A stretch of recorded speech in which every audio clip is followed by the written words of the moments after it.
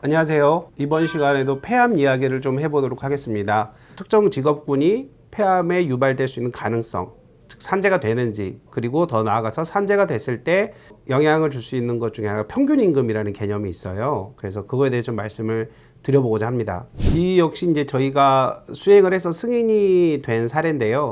이분의 직업력을 보면은 이분은 최초에는 서울시 모 구청 소속의 환경미화원으로 일을 하셨어요. 일을 하시다가 그만두시고 나서 무슨 일을 하셨냐면 일용직으로 도로공사에서 일을 하시면서 관리하는 일을 하셨던 분이세요. 저희가 이 상담을 받았을 때 드는 생각은 환경미화원은 제 생각으로는 우리가 이제 우리 흔히 얘기하는 우리 그 종량제 봉투를 치우시는 분도 있고 그 다음에 이제 도로 청소하시는 분도 있잖아요. 이제 이분은 그건 아니었어요. 이분은 조금만 이제 청소차를 운전하시는 분이었거든요. 그렇다면 뭐죠? 트럭을 운전했다? 연소물질이 나오겠네? 어떤 연소물질? 디젤 연소물질이 가능하겠다라는 거를 제가 추정을 했고, 이제 두 번째로 도로공사에서 이런저런 일을 하실 때는 차가 다니니까 연소가스는 당연하고 그러다 보면 먼지가 많을 것 같다는 생각을 했어요. 그러면 거기에 비산되는 비산먼지가 있을 것 같다. 근데 거기에 이제 결정형 유리기산도 있다. 라는 이제 연구가 있더라고요. 이제 그것도 있고 비산도 있었고 그래서 이런 것들로 인해서 노출을 주장을 해봐야겠다 했는데 근데 이제 문제가 하나 생기죠. 여기 환경미화원으로 일하실 때 사업장과 도로공사의 사업장이 달라요. 즉 사업주가 달라요. 근데 중요한 건 여기서도 일을 했고 여기서 일을 하셨어요. 그리고 양 사업장 모두 표적장기 즉 폐암을 표적장기로 했을 때 폐암을 유발할 만한 유해 물질이 둘 다 노출됐단 말이에요. 자, 그러면 우리가 통상적으로 최종 사업장으로 가지 않습니까? 그래서 이제 이분 같은 경우에는 도로공사로 간 거예요. 그 말은 도로공사가 그 적용 사업장이 되는 거고, 자, 그러면 첫 번째 적용 사업장이 도로공사로 됐다. 그럼 두 번째로는 됐으면은 관할이 어디냐가 정해지겠죠. 세 번째로는 이게 아주 중요하죠. 우리 이제 주로 이제 요양하시는 분들, 직업상으로 요양하시다 보면은 사실 우리에게 가장 현실적이고 큰 보험급여는 뭐냐면은 휴업급여예요. 요즘은 워낙 복지가 잘 돼 있잖아요. 그래서 뭐 폐암에 유발돼도 사실 본인이 부담하는 어떠한 그 흔히 병원비는 별로 부담되지 않아요. 그래서 휴업급여가 제일 큰데 아시겠지만 이 휴업급여는 내가 나이가 몇 살이냐 이런 거 하나도 안 중요해요. 중요한 건 이 사람의 나이가 몇 살 이런 것보다도 더 중요한 건 뭘까요? 이 사람의 평균 임금이 얼마냐. 즉, 이 사람이 재해 당시에 지급받던 임금이 얼마냐. 이게 중요하거든요.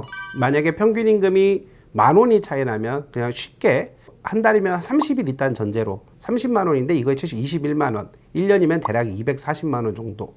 이 평균 임금이 10,000원만 높아져도 240만 원 차이가 나거든요. 그래서 사실 산재가 승인이 되는 게 물론 제일 중요해요. 그게 가장 원론적인 문제지만 승인이 난다 했을 때 과연 적용 평균 임금이 얼마냐.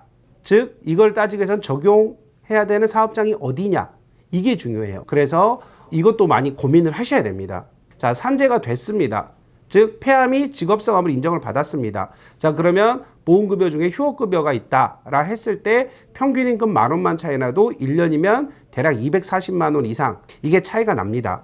그 말은 산재가 되는 게 중요하지만 중요한 건 된 이유도 중요하다는 거예요. 그래서 보상 문제까지도 고민을 하셔야 됩니다. 그래서 사업장을 어디로 할 것인가. 물론 하나의 단일 사업장, 나는 태어나서 딱 한 곳만 다녔다라고 하면 큰 문제가 안 돼요. 왜 사업장을 바꿀 여지가 없잖아요. 사업장이 복수의 사업장일 때 어떻게 해야 될 것이냐의 문제. 물론 우리에게 가장 유리한 걸 주장해야 되겠죠. 임금으로서. 근데 이거는 뭐와 또 상반될 수 있어요. 임금은 유리한데 그 유리한 사업장을 주장하려고 봤더니 거기는 뭐가 없어요? 폐에 암을 유발할 만한 유해 물질이 없어요. 즉 그런 업무 관련성 있는 일을 한 곳이 아닌 거예요. 해당 사업장은. 그런데 그거를 주장할 수 있습니까? 그건 주장할 필요가 없잖아요. 그래서 이런 것들을 종합적으로 좀 고려해야 된다라는 말씀을 좀 드리고 싶고요. 결론적으로 말씀드리면 환경미화원의 경우 폐암에 걸리신 분은 승인되신 사례는 뭐 있냐면 그 도로 청소, 가로 청소하시는 분이에요. 그 다음에 도로공사 소속의 분들 거기는 어마어마한 자동차로부터 매연이 나오지 않습니까? 노출될 거고 어쨌든 드리고 싶은 얘기는 이거였어요. 폐암의 경우에 말씀드리면 폐암 승인 받는 게 당연히 중요하다. 그게 가장 본질적인 문제예요.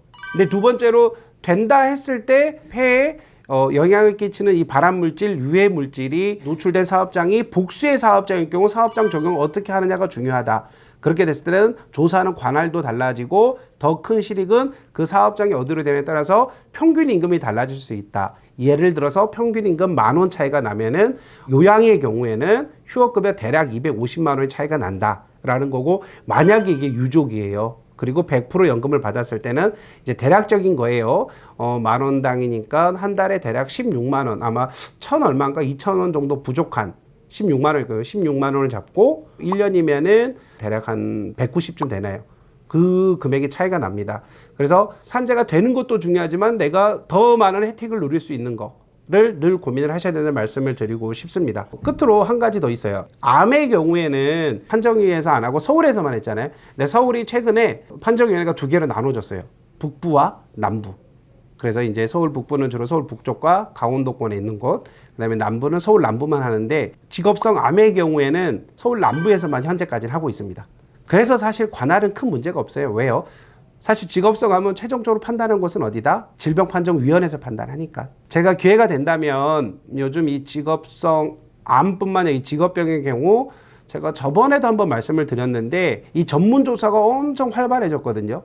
최근에는 또 이 전문조사를 패스한다 그래야 되나요? 거치지 아니하고 바로 판정위로 회부되는, 즉 판정위의 절차를 바로 가는 경우가 있어요. 그럼 어떠한 경우에 그러한지, 그건 과연 유리할까 불리할까, 이런 얘기도 한번 나눠볼 거고, 오늘은 그래서 직업으로 따지면은 환경미화원과 이제 도로, 고속도로 등 도로 청소하시는 분들의 어떤 폐암이 유발됐을 때 가능성, 더 나아가서 이게 복수의 사업장에서 노출된 경우에는 적용 사업장을 어떻게 하는지에 따라서 어떤 실익이 있는지 살펴보았고요. 부족하지만 오늘도 이 영상을 봐주셔서 너무 감사드리고 다음에 또 뵙도록 하겠습니다. 고맙습니다.